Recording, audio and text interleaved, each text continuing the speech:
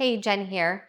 If you've watched the previous videos, you know that we've been in the process of moving. And so this is our new kitchen at our new home in Utah. And today we are getting back to our Sunday dinners. It's one of the things that we enjoyed doing prior to the move. But with packing and unpacking, it's been a couple months since we've been able to do that. So I'm really excited to show you what we are making today. They are homemade gyros. We are using lamb meat and making fresh pitas. We are doing the lamb our way, so I hope you will continue to watch the video and let us know after what you think.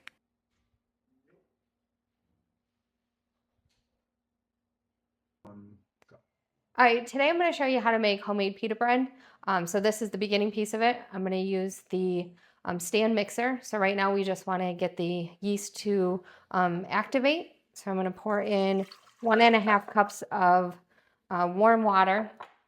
I usually try to do bath water temperature, putting in a whole packet of active dry yeast. This is the kind that I use, along with a tablespoon of sugar. And we're gonna let that sit for 5 to 7 minutes. Okay, the yeast has sat for the 5 to 7 minutes, so this is what it should look like.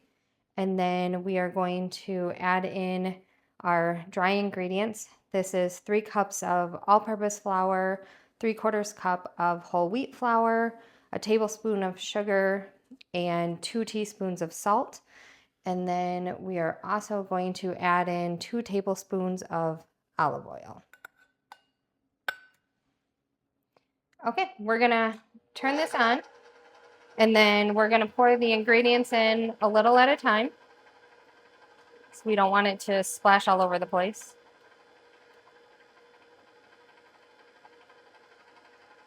And I am using the stand mixer just because I don't want to have to knead this for a long time by hand. So after we get the ingredients in, we're just gonna let this knead for 8 to 10 minutes. And we want it to be a sticky dough. So I will be back in that amount of time.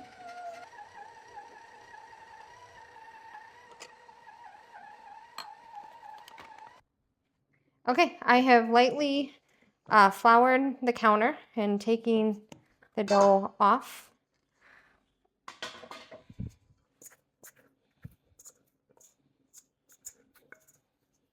And it is definitely a little sticky, which is what we wanted. And then we're just gonna form it into a ball here.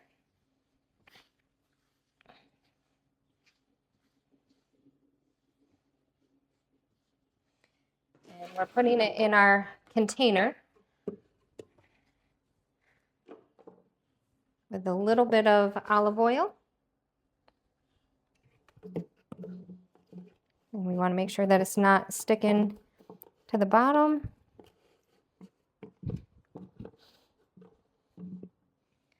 We're going to put the top back on. Okay, we're going to put it in the oven for 90 minutes. I'm going to turn the oven light on. This will just help it proof. We're going to close it back up. All right, I've lightly covered the flour. And this is our dough after 90 minutes of proofing. And it has definitely doubled and looks nice.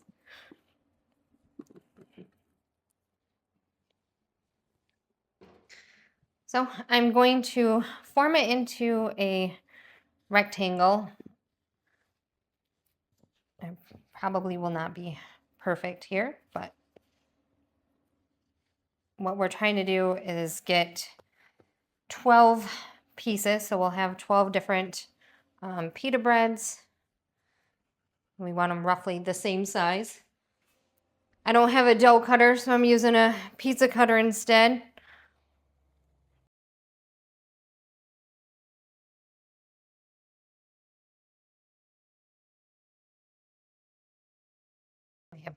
Might actually have more.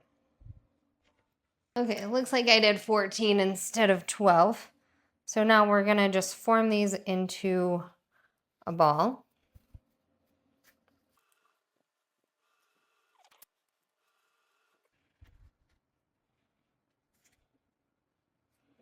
Just trying to get this into a nice ball. Doesn't have to be perfect. Okay, so we have our 14 balls sitting here. I'm going to cover them right now so they don't dry out, and I will take one at a time, and we're going to just give it a little bit of a squish, and then we're going to use the rolling pin to roll it out as thin as we can.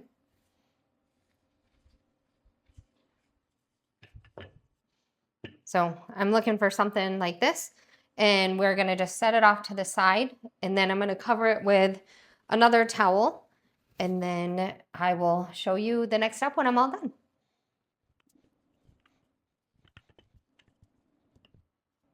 Okay, so I have them all folded out, so we're just going to let them rise for 20 to 30 minutes. Yep. Okay, so we're going to make our tzatziki sauce for the gyros. So I'm going to put in 2 of these Greek yogurt. We're making a smaller recipe just because it's the 2 of us. So we're going to do about a cup of Greek yogurt. And then we like using the English cucumbers just because they are a softer skin and less seeds. So that's what I have here. And then we also have about 1 tablespoon of mint, and then a tablespoon of dill. Honestly, we prefer the dill over the mint, so I did a little bit more than that. And then you can use about a clove of garlic. We like the jar, which we call jarlic. And it's, again, one of those things that we just do it based on how much we want and not necessarily what the recipe says. And then we're just going to use a half a lemon for the juice.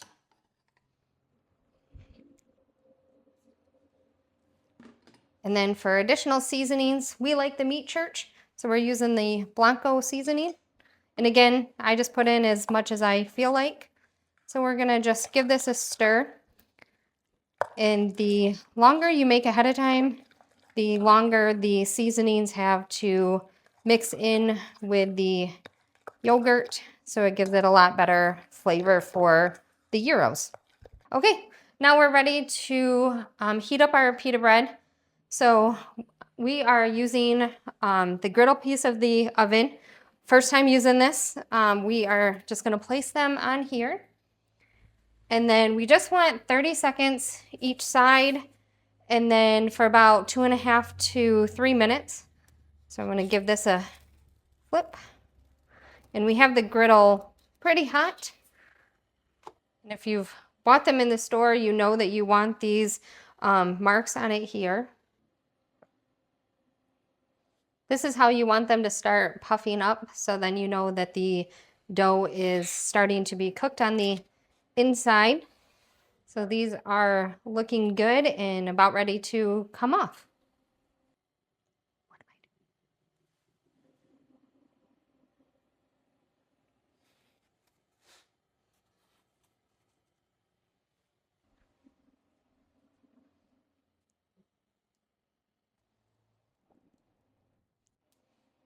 These are the bubbles that you are wanting to see.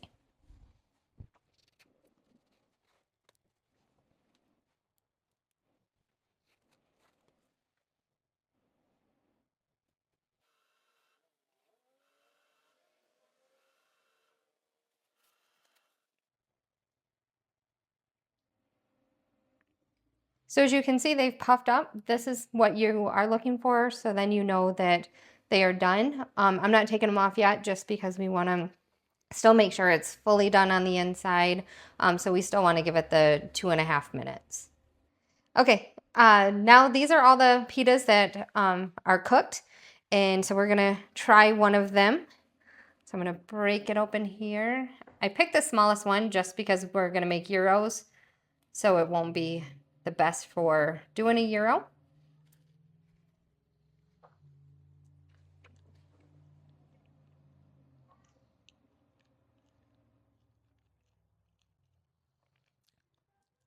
These do taste like pitas. They are really good. I'm excited to try them in the gyro and the hummus when I have that eventually made, which you'll see later in the video. But one of the things that I would say kind of learned is each one is a different size. Each one seemed to puff up a little bit different. And as you can also see, they're not all round or the same shape. So it's probably a learning thing. This was our first time doing them, but I would definitely do them again and see how it turns out again.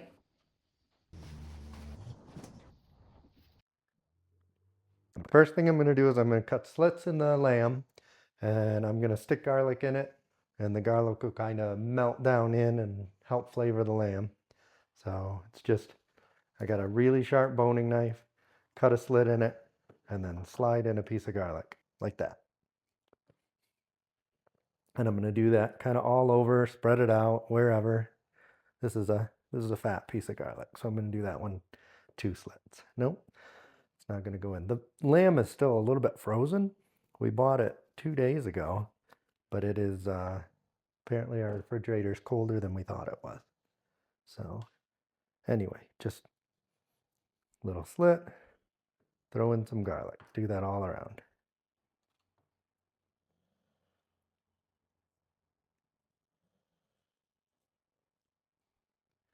Okay, so we have a boneless leg roast of lamb from Dry Lakes Ranch in Parowan.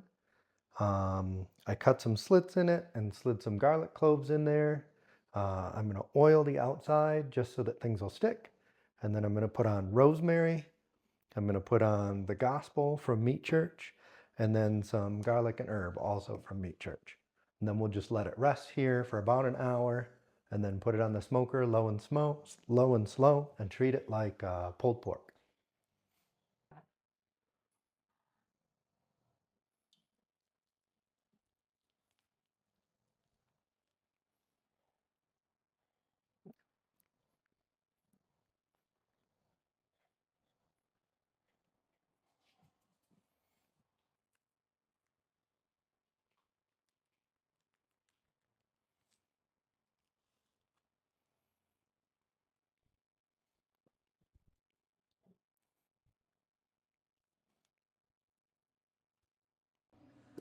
Okay, so the lamb has rested for about an hour. It's looking nice and juicy now.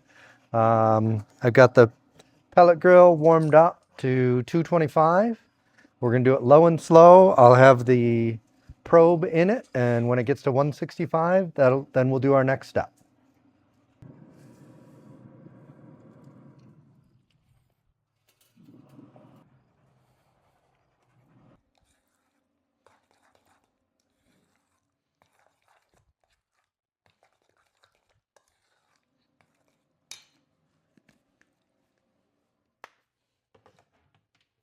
Okay, the lamb hit 165. So what I'm going to do is I'm going to take it, I'm going to put it in this roasting pan. It's got 8 more cloves of garlic, just some more garlic, whatever. We're not going to baste it with anything. Apparently there's enough juice in the lamb, it'll make its own juice. Put the aluminum foil on it and put it back in. Try and get it up around the 200 range, and then feel it and make sure it's probe tender. So that is some good looking meat right there. Take a look at that.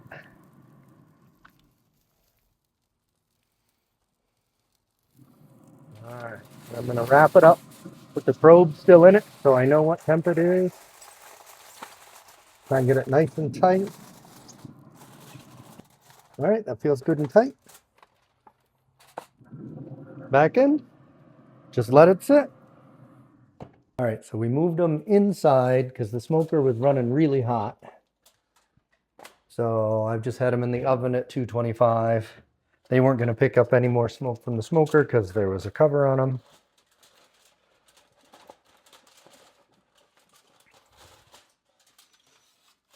But there we go. There's our lamb with all the garlic cloves. So now I'm going to shred it down, squish up some of the garlic. Because if you look, the garlic is just mushy. So I'll shred it all up. and then hopefully we can eat it. All right, while I'm shredding it, I'm going to try a little piece.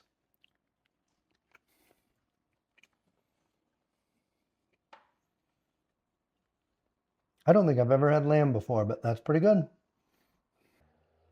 Okay, so to start the hummus, I'm actually going to make my own tahini because I guess why not?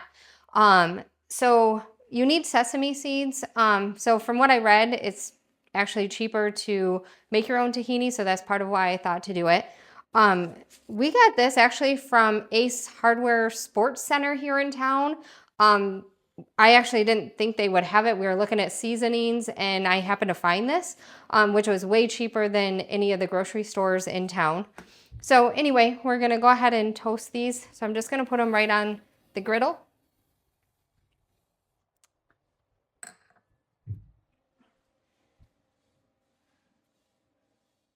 And I'm just spreading them out to try to get them toasted as much as I can.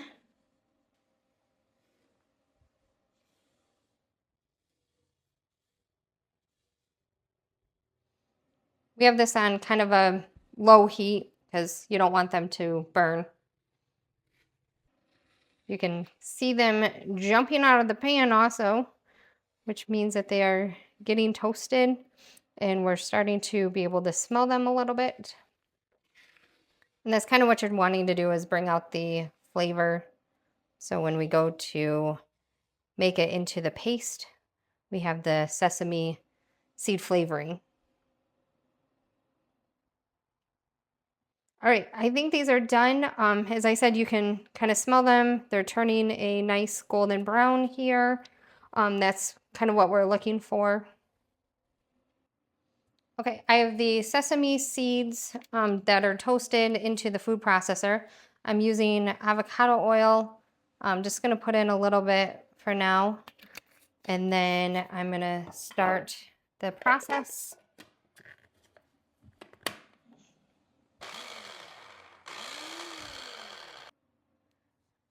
Okay, so we're scraping down the sides here.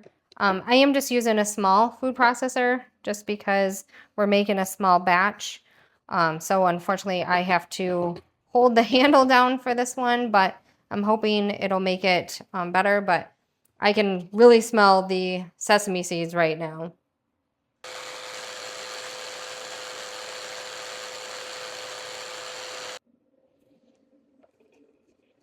All right, it is getting crumbly, so I'm actually going to add some oil to it to help the process. And each time I open it, I can smell the seeds even more, and it smells really good. Okay, we have a kind of a nut butter consistency. I'm going to let this run a little bit longer. I don't remember if I shared, but I did a half a cup of sesame seeds, and then I've just kind of poured in the oil to get to the consistency that we're currently at. So I'm gonna say probably 2 tablespoons. All right, so I took this off so I can show you because I am considering this done. As you can see, it's able to move around, and that's kind of what we are looking for. All right, we are adding the tahini, to the food processor. And I forgot to add salt earlier, so I'm gonna add a little bit of that in also. And we want about a 1/4 cup of lemon. So I'm just doing 1 full lemon.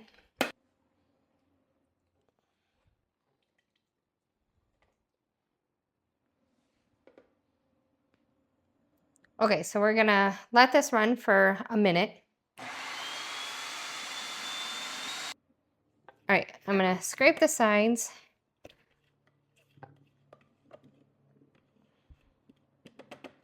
And then I'm adding in oil. We have 2 tablespoons of oil. And then I'm adding in a little more salt. And then we're adding in cumin.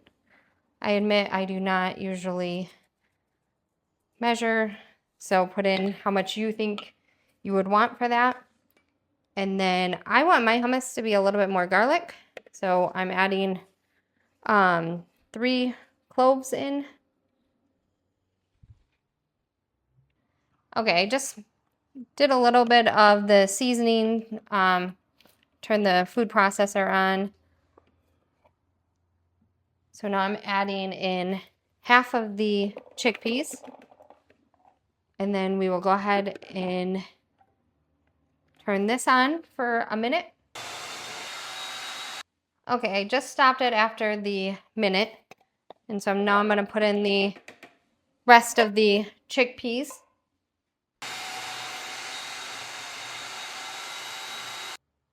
Okay, so I want to show you what it looks like right now. Most of the chickpeas are crushed up, so we want to get it to a thinner hummus consistency. So we're just going to drizzle in water and let it run.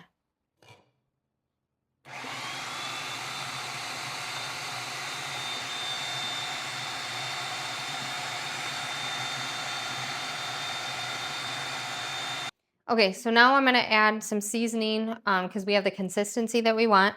As I've mentioned earlier in the video, we really like the Meat Church seasonings. Blanco is definitely our favorite.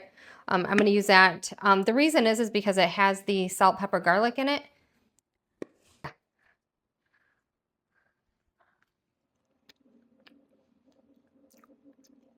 Tastes just like garlic hummus. All right, I am now going to build our gyros. I've put the lamb on top of the flatbreads. I'm going to add some tzatziki sauce. And then we are doing tomatoes, some onion, and then more cucumber. You can also do feta. We are not a fan of feta cheese, so that's why we are not putting it on. And there really wasn't another cheese that we thought we wanted, so we are just going without the cheese.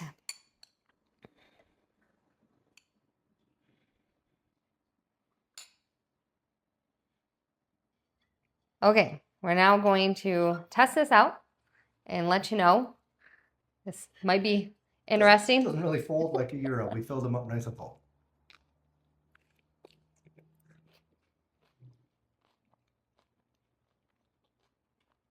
Mm-hmm. I think these are pretty good for some homemade, first time trying these gyros and lamb. So, but yeah. I would definitely do it again. I hope you enjoyed our video. Chris and I really enjoyed making this dinner together and can't wait to eat it. It did take us most of the day, but I think part of it is because we didn't really plan ahead very well and just kind of did it as we were going throughout the day. So, but that is one of the things that we enjoy doing on our Sundays is spending the time like making these dinners and knowing that it is going to take all day. That is part of what we're going to do together for the day. So I hope you will check out some more videos. We'll have some trail videos coming up and probably more Sunday dinners. Thank you.